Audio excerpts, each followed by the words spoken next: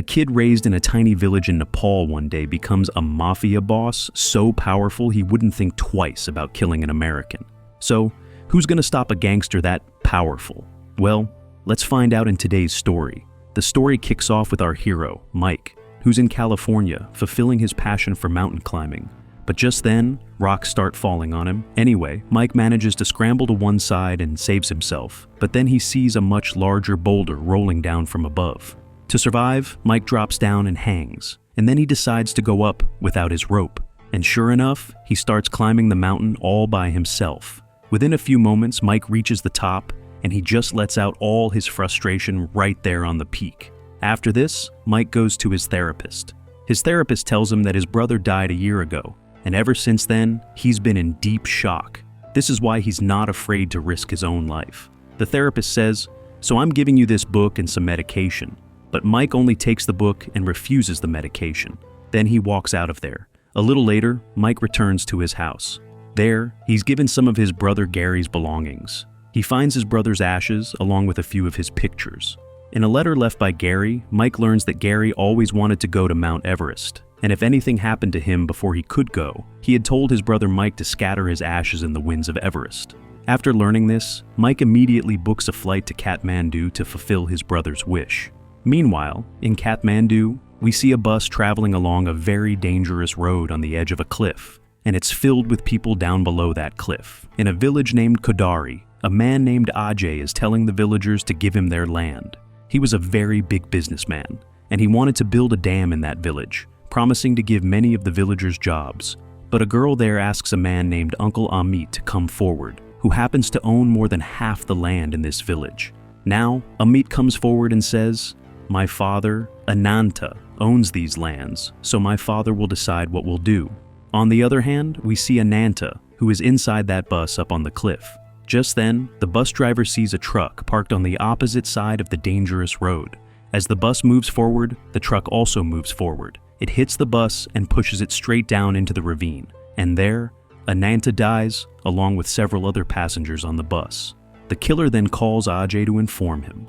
Back in the village, Amit was telling everyone that he and his son, Bijo, would look after the lands. He also said that if a big project like the dam came, it would be profitable for them. But he would make a collective decision with all the villagers about what to do next, so that their ancient culture could be preserved in their village. Everyone there is happy to hear his words, but just then, Bijo comes and tells Amit, "Father, grandfather's bus had an accident, and he's dead." Amit immediately understands that Ajay did this, so he quickly leaves the village with Bijo. On the other side, Mike sets off on his flight to Nepal. He falls asleep on the flight and sees his brother Gary in a dream, who was a military officer. However, he wasn't going to Iraq as a soldier, but for his service as a mechanic. That day, Mike had gone to the airport to see his brother off. But that was the last time Mike ever saw his brother. Anyway, as Mike remembers this, he wakes up. By then, their plane had reached Nepal. He can also see Everest through the plane window. A little later, a professor named Ivan and his daughter Kat come out of the airport, and Mike also comes out from the departure gate. After that, he passes by the beautiful temples of Nepal and reaches his hotel. There, he meets a travel guide named Tani. Both of them were very happy to see each other.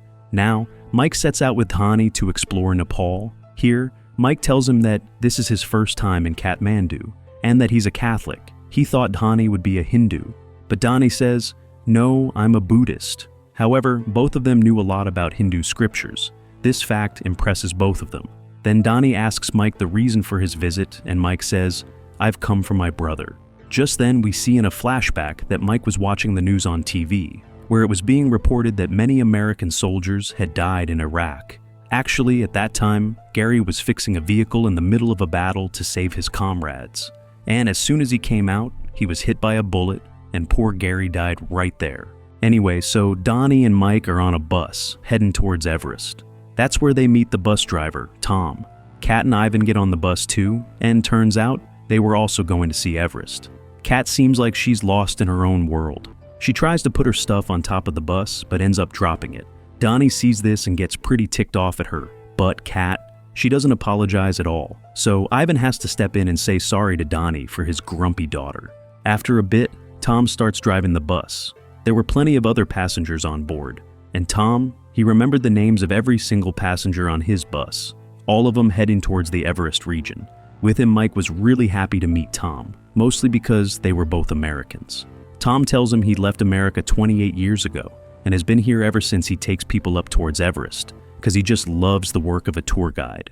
Plus, the world's highest peak, Everest, it just kinda calls to him. Meanwhile, in the local village market, Bijo was out buying fruits and vegetables. Just then, his father, Amit, who's hiding up in the hills, gives him a call. Bijo tells his dad, "Father, we're completely out of food, so I had to come to the market." Amit immediately tells him, "Get back here, fast. It's too dangerous out there. From now on, we only use coded messages. Talking directly on the phone is way too risky." Hearing this, Bijo starts to head back. But watching him is a female assassin named Saini. She and her goons start tailing Bijo. Bijo manages to get on Tom's bus, the one heading for Everest. And right behind him, Saini and her crew climb aboard too. As the bus starts moving, Donnie senses that something is wrong between Bijo and Saini. And just like that, Saini suddenly attacks Bijo, knocking him clean out. Then, she pulls a gun and takes the rest of the passengers hostage. Saini tells everyone to stay calm and sit tight. Then she goes around, collects all their phones, and just tosses them out the window. She orders Tom to turn the bus around. Instead of Everest, they're now going to Bijo's village, Kadari. Having no choice, Tom does what she says and starts driving. Mike and Donnie look at each other. They know if they don't do something, these people are gonna kill everyone. Donnie guesses they're probably local Nepali kidnappers. Mike starts scanning his surroundings, looking for anything they can use as a weapon, and that's when he spots it, a big iron rod. Donnie quickly passes the rod to Mike. Mike manages to jam the rod through the floor, right into the bus's tire. Immediately you hear this awful grinding sound as the rod hits the tire. Right at that moment, Saini makes a phone call, telling her backup to meet them on the bus. And that's when she realizes someone on the bus is trying to pull something, because Mike had already moved from his seat. As Saini starts to move towards Mike, that rod finally does its job. The tire blows out, and the whole bus starts to skid. The second it happens, Mike and Dehaney jump into action, attacking Saini and her goons. Donnie goes straight for Saini, and they start fighting. Mike takes on the other goon, hits him, and snags his gun. Then he stabs the guy and shoves him right out of the moving bus. By this time, Saini was getting the upper hand on Donnie. Mike sees this and grabs her. Saini then turns and tries to attack Mike. But right at that moment, Donnie recovers and lands a hit on Saini, knocking her out cold. But because of the blown tire, the bus had skidded and was now hanging halfway over the edge of a giant cliff. Everyone carefully starts climbing out the safe side of the bus. But just then, Mike sees it. His brother, Gary's ashes. The urn fell out of his bag. It was about to fall right into the ravine. So, Mike risks his own life, lunges forward, and grabs the urn. He stuffs it back in his bag and finally climbs out of the bus. By then, the other passengers had grabbed the unconscious Saini, and right then, police officers show up. But the weird part is, nobody had called the police. Everyone is completely surprised to see them. Anyway, the police ask him what happened. The passengers immediately explain that Saini tried to kidnap Bijo. The officers take Saini into their custody.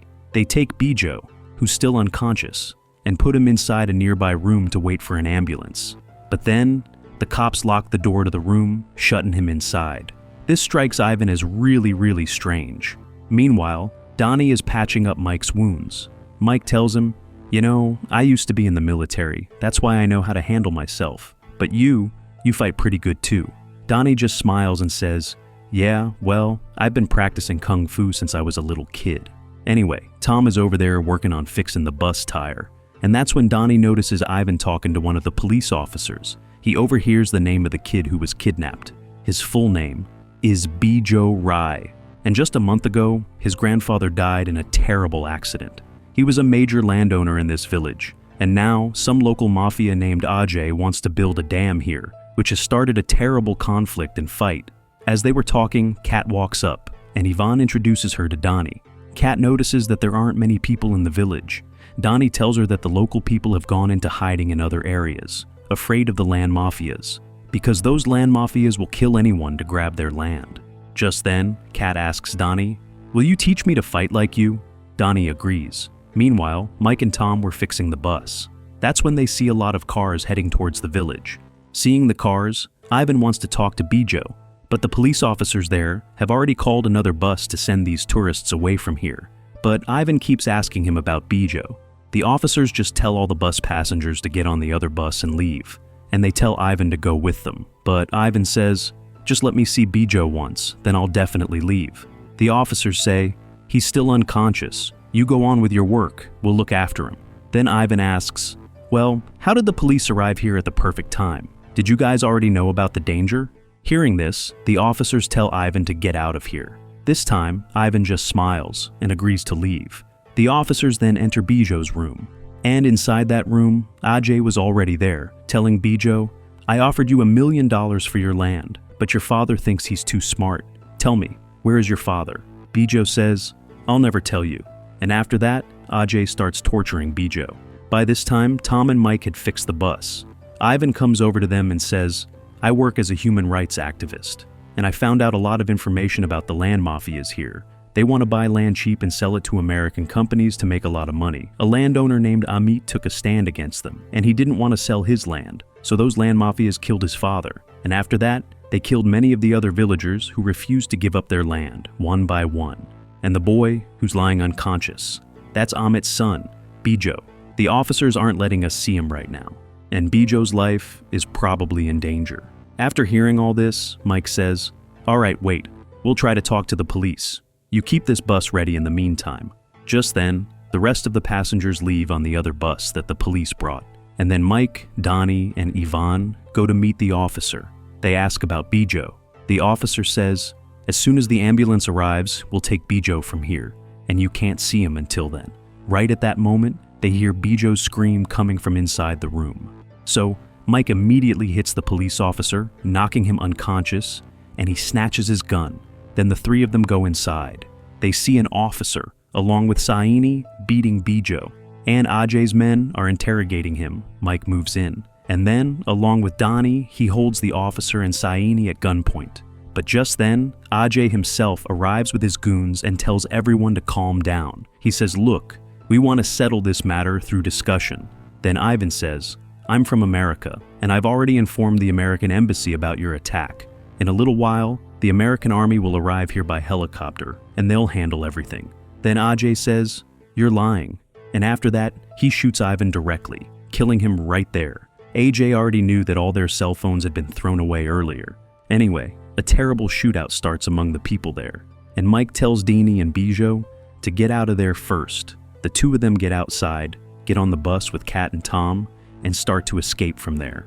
And back inside, Mike continues to fight everyone all by himself. In the midst of this gunfire, he also gets hit by a bullet, but even after that, he survives and gets outside, and he too runs and gets on the bus. Now, they all start moving to escape from here. And just then, Kat asks about her father. Hearing this, Donnie says, "He's no longer with us? The goon shot and killed him." Hearing this, poor Kat is in intense pain. Besides, by then, the officers had surrounded Tom from both sides, but they were fighting with all their might to save Bijo. So the officers shoot and injure Tom. Then Donnie attacks them, and Mike starts driving the bus. He takes the bus and rams it into the officers on one side, throwing them into the ravine. And as he was getting away with the bus, AJ started chasing him, but Mike cut the ropes holding these big pipes on a truck, spilling them all over the road, completely blocking it. After that, they got away with the bus. Inside, Kat was just devastated over her father's death, and Mike was pretty badly injured too. Just then, Donnie saw that Tom had been shot. He was incredibly weak from all the blood loss. Donnie immediately started trying to treat him. He also had to comfort Kat, who was completely broken over her father's death. Donnie tells Mike, "Don't worry about Kat, she'll be all right. You just focus on driving and get us out of here." So, they keep going, driving the bus through the mountains. Bijo speaks up and says, "If we take the left fork, the China border is real close, and we'll meet my father on the road up there. We should go that way." Mike thinks about Tom's injuries and agrees to go, but Tom was just writhing in agony. He says, "I don't want to die inside my bus. Get me out of here." So they stop the bus and lay Tom down outside, right in front of Mount Everest. The goons were still coming up behind them, so Tom asks for a gun to hold him off. He knew he wasn't going to make it. He wanted to buy his passengers time, so he tells him to go on without him. Hearing this, Mike hands him a gun. Then he, Donnie, Bijo, and Kat get back on the bus and drive away. They start going down this incredibly dangerous steep road. To get down the slope, they realize they have to tie a rope to the bus to keep it from falling straight into the ravine. So they tie the bus off and start slowly easing it down the incline, but disaster strikes. The engine on the winch just suddenly dies. Donnie has to cut the rope. Mike grips the wheel and carefully, slowly maneuvers the bus down the steep drop. But it was going too fast. It gets to the bottom and tips over right near the edge of a cliff. The bus is totally wrecked, but miraculously, all 4 of them survive the crash. They look down from where they are and see the ravine below is filled with other wrecked buses and trucks, and all their parts and tools look like they're still in good condition. They realize they can use those parts to fix their own bus. So Mike tells everyone to get to work. First, they all manage to push the bus back upright. Meanwhile, back up the road, the goons are getting closer. Seeing this, Tom, barely alive, opens fire on them, but he runs out of bullets. The goons walk right up to him. Tom just says, "I always wanted to die in a place just like this." Then one of the police officers steps up and finishes him off. When Ajay and his men get to the edge, they see that the winch machine for going down into the ravine is broken. Now they've got to fix it before they can go down, and that's going to take a lot of time. Down in the ravine, Donnie and Mike have already started climbing down. They've gathered parts from the wrecked trucks, and as they're working, the 2 of them start talking about Hindu Upanishads. Back up at the bus, Bijo asks Kat about her family. Kat tells him, "It was just my mom and dad, but they got divorced. That's why I came here on this trip with my dad." As she's talking about it, she just gets overwhelmed with sadness, missing him. Just then, Donnie and Mike get back. They bring all the different parts and tools, and they manage to get the bus completely fixed. Meanwhile, the Mafia boss, Ajay, still has Bijo's phone. And suddenly, a message pops up from Amit. "Where are you, son?" Ajay, being tricky, messages back, asking for Amit's location. Amit replies, telling him about a small hut at a location not too far from there. AJ immediately orders one of his bikers, a killer, to go to that location and grab Amit. The killer takes off on his bike, heading through the mountains. At the same time, Mike is driving the repaired bus in that same direction. By the time night falls, the killer reaches the hut. He kicks in the door and sees there's nothing inside but a doll. But when he opened that door, he also pulled the pin on a bomb. The whole place goes up in a massive explosion, killing the assassin. By morning, Mike and the others arrive at the scene. They see the smoldering remains of the hut, and that's when Amit shows up. He tells them he tricked the killer and blew him up. And then, finally, he and Bijo are reunited. Amit explains that when he was chatting with Bijo, he used an emoji, but the reply he got back didn't have any emojis in it, and that's how he knew. Someone else had Bijo's phone. After that, Bijo introduces his father to everyone. But right then, Mike collapses from his gunshot wound. They all rush Mike to Amit's house. They see the wound, and it's bad. Really bad. Amit sends Bijo outside to get the medical kit, and they all start trying to treat Mike. Meanwhile, Ajay arrives at the location Amit had sent. He finds the biker, blown to bits by the explosion. Furious, he orders all his killers to split up and hunt down Amit and Bijo. As night falls again, Amit and Bijo are worried sick about the Mafias. Amit just wanted this fight to be over, to give his son a good, safe life. But Bijo tells him, "Father, don't worry so much about me. I'll be fine, and you'll always be my hero." Then father and son just hug each other. And by this time, Donnie had finally managed to dig the bullet out of Mike's body and get him bandaged up. Just then, Kat asks Donnie, Is he gonna live?" Donnie tells her, "Yeah, he's tough. He's not gonna die that easy. Go outside and get some water." So Kat goes outside to get the water. But right as she gets out there, one of the goons grabs her. Before he can do anything, Donnie comes up from behind and kills the goon right there. He pulls Kat back inside. She's completely terrified. So Donnie tells her, "Look, you have to learn to fight. Danger is all around us. You might not become an expert in one night, but at least you'll be able to save your own life later." And then he starts showing her how to strike someone's throat to take them down, how to use pressure points on their fingers to kill them, and so on. The next morning, Mike finally wakes up. And when he does, Donnie is furious with him. He lights into Mike for not telling them he'd been shot. Because of that, he put all their lives in terrible danger. Mike apologizes profusely. Donnie just tells him to get changed so they can get out of there fast. So, after 2 more hours of driving, they finally reach this massive chasm, right in the middle of the road. Bijo explains, "We have to use the big crane over there to lift the bus and get it to the other side." By this time, Ajay and his officers had done the math. They figured their enemies must have reached the China border by now, and if they actually make it across, it's going to be a huge problem. So they decide to chase them down, fast. Back at the chasm, Mike and the others manage to hook the bus up to the crane Amit gets in the controls and starts moving the bus over to the other side. He's rushing like crazy, because just then, they all see him, the goons. They're already there. Because of this, Amit decides to stay behind on this side of the chasm, all by himself, to hold them off. As the goons pull up, Amit and the others open fire, just spraying bullets everywhere. But the goons, they manage to grab Amit, and they start demanding his land again. But even now, Amit refuses to give in. So, Ajay, he just kills Amit right there. Then, they start using the crane to pull the bus back to their side. From inside the bus, everyone starts shooting at them. A huge firefight breaks out.